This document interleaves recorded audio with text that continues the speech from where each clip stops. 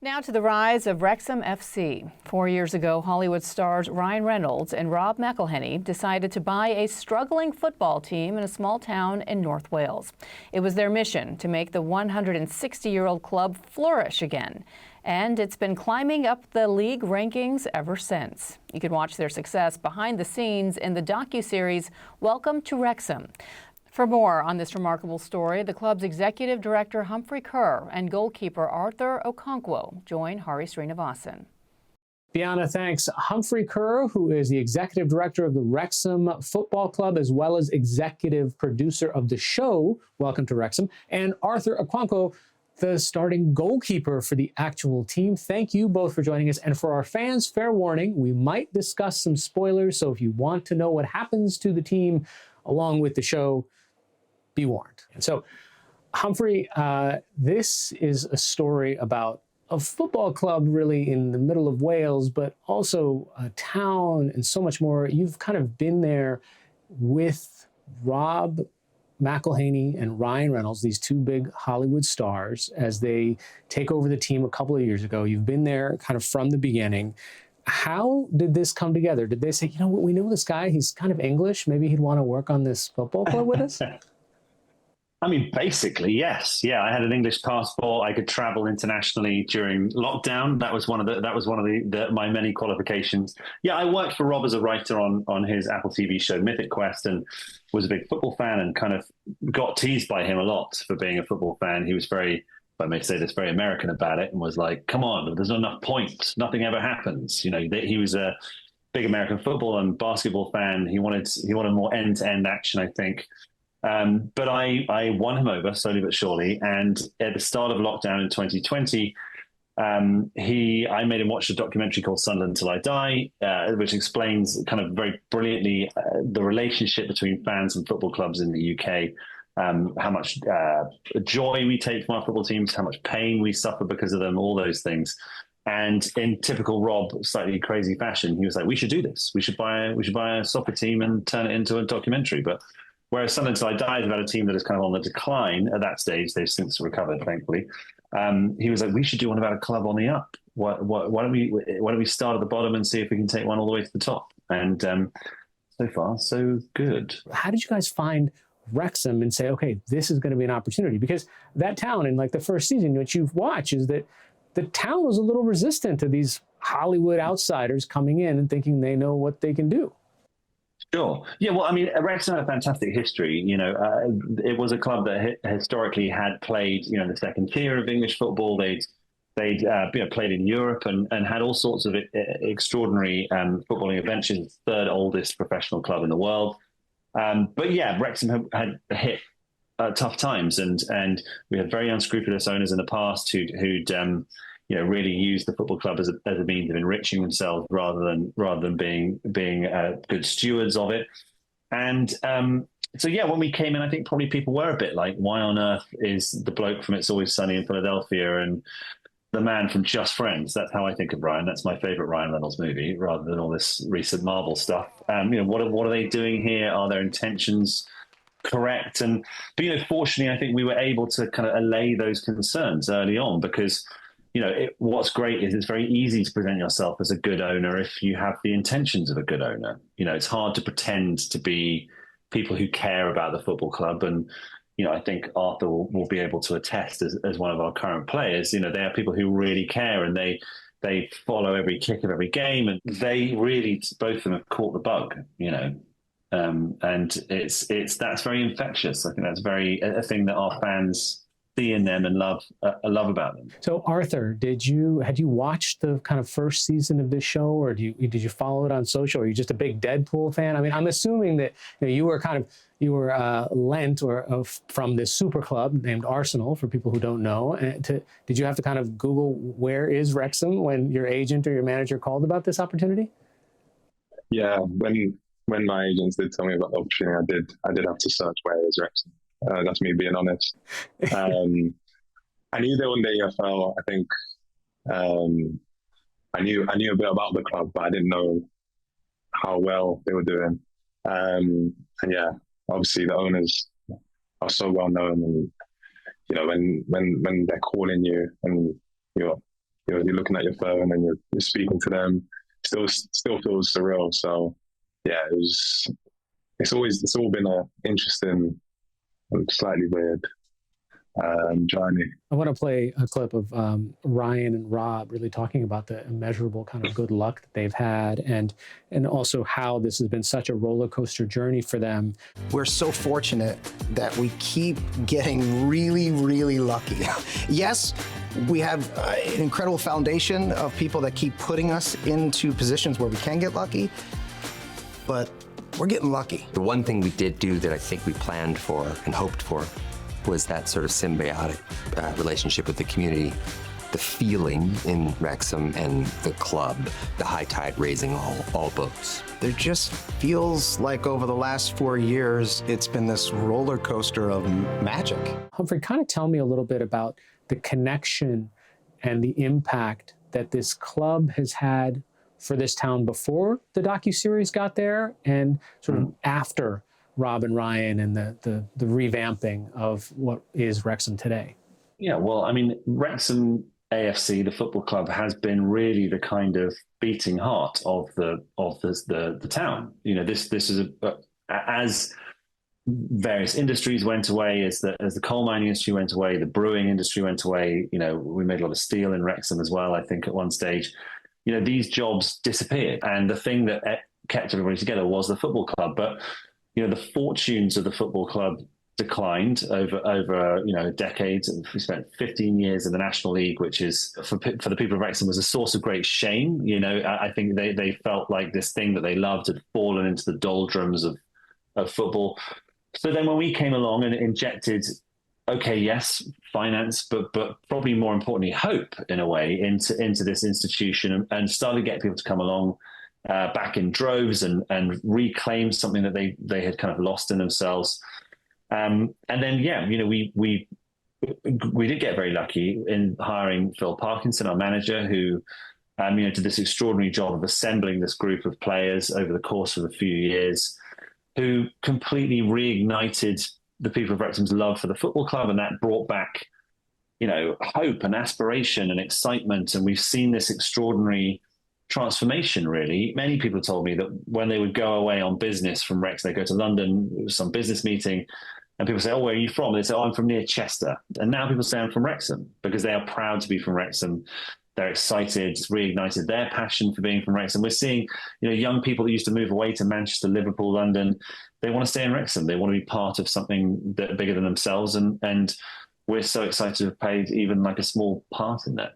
Arthur, I'd heard rumors and confirmed them or denied them, whatever, but that in this process, I'm assuming you had opportunities from other places who watched you on the TV show, watched your performances on the field, and probably offered you more money. Why did you choose to stay with Wrexham?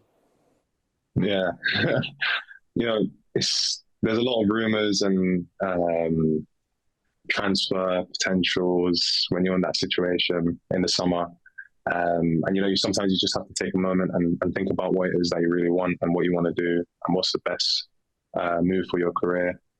But I always knew that Wrexham was the right move for me. The fans wanted me back, the players wanted me back, you know, they couldn't tell me anymore. And I knew it was a place where it'd be a good foundation for me to come back. And like I said before, I'm young, I need a place where I can play and somewhere where I enjoy my football, and Wrexham was that for me.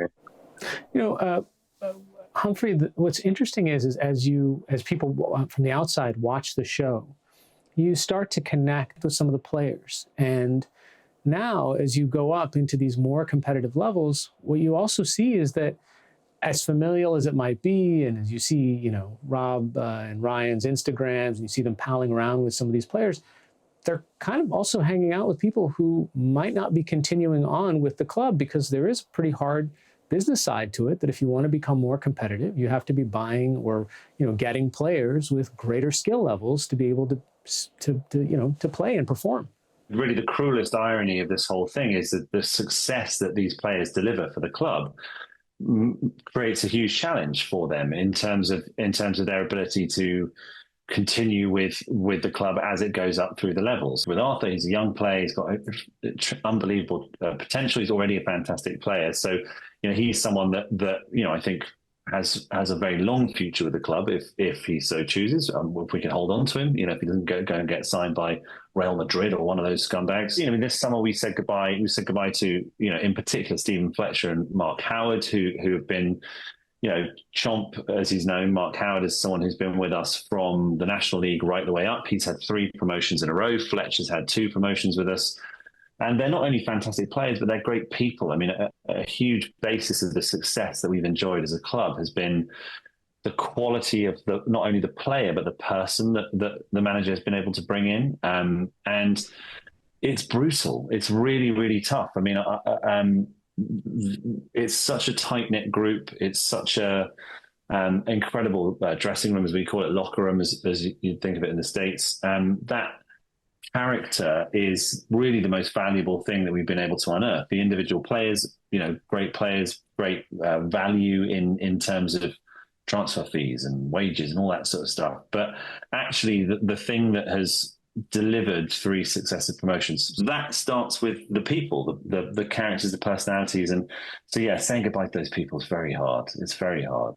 So, Arthur, you've been in the dressing rooms of super clubs where there is almost a separate Lamborghini parking lot for these guys who are making millions and millions of dollars, right? Versus the tiny ramp that we see on the show where people are going in and everybody's asking you for autographs and really like this close to you, and there's no huge security phalanx.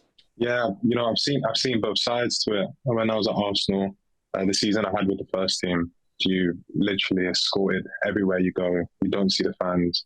You have security everywhere. And I think that's a special thing that's at Wrexham at the moment. You come in before every game, you sign everyone's stuff, and you feel good about it. It's really special to be able to engage with the fans before the game, and that's something you don't really get. Obviously, higher up the levels, and like I often said, I hope it stays like that.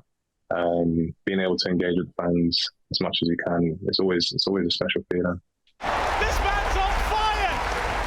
What a brilliant stretch by Okonkwo, who is slow to get up. Early into the game, their striker is running through on goal. I come to spread and smother, and my hand gets caught in between him and Max. It happened so quickly. Going into half-time, I was thinking maybe I've just done a sprain or just a knock. Kev was able to strap up my hand, made a save second half, and I was really in pain. But I just didn't want to come off the pitch. I really want to stay on and try and help the team as much as I can. There's a time also, I should say, that you busted your jaw and you looked had a Phantom of the Opera sort of mask going on for a few games, right?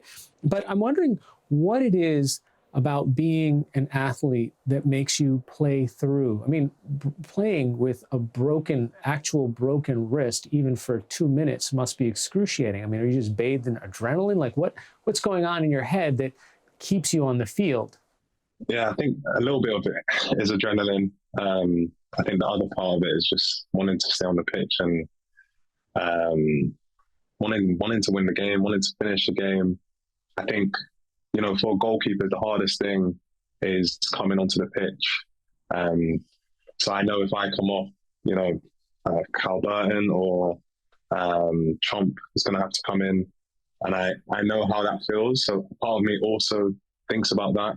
And it's not easy coming into a game cold, but yeah, it is very painful. But I've done it last year, broken jaw. This year, broken wrist. You get used to it, just playing in pain.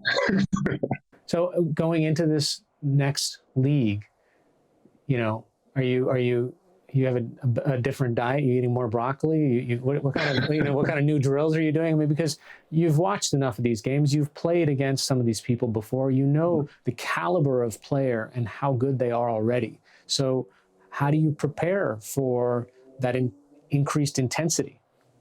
Yeah, just it's hard to prepare for a league I've never played in before. But the most I can do is obviously increase my training this summer, to make sure I'm physically ready. That's the most important thing.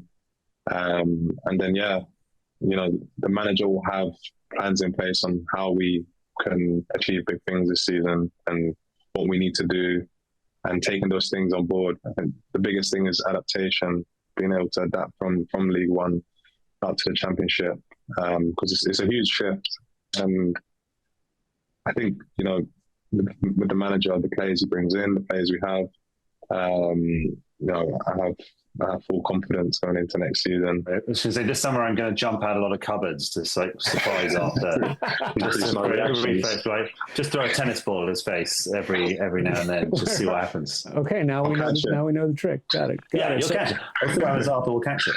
Yeah. So I wonder, Humphrey, how does the organization adapt? Because you guys are now not anywhere close to the big fish. The type of money that the teams in this league will spend on their players is enormous. A lot of them have played in the Premier League and are just kind of holding their own until they get back up.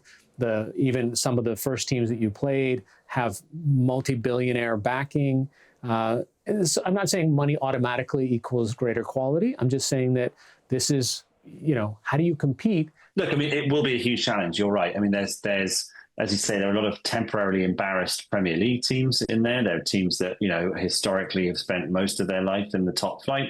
There's a lot of international players littered throughout the league. So, yes, it will definitely be a challenge. But I was last season very kind of, I banged the drum for quite a long time for 12th place. 12th place is fine. If we get 12th place, we should all be very proud of ourselves. And fortunately, Phil and Arthur and the rest of the lads are not sort of interested in that kind of nonsense. So, this year I'm not going to say that. I'm going to say we're going to go in, we're going to give it our best, shoot our shot, and all that kind of thing, and see where we wind up come the end of the season. But I have faith. It's very difficult after watching 3 promotions in a row not to have faith in these guys.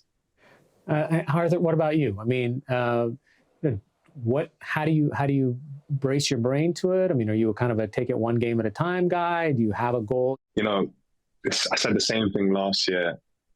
For me, it doesn't make sense to hope for 10th or 12th. I'm always going to have the mentality that we're going to go for promotion. And if we don't, then that's what it is. But yeah, I think everyone should be positive, and we're going to try and go for it again. Obviously, this year is much more challenging, but it just doesn't make sense in my mind to think about finishing in the middle when there's so much higher you can aim for.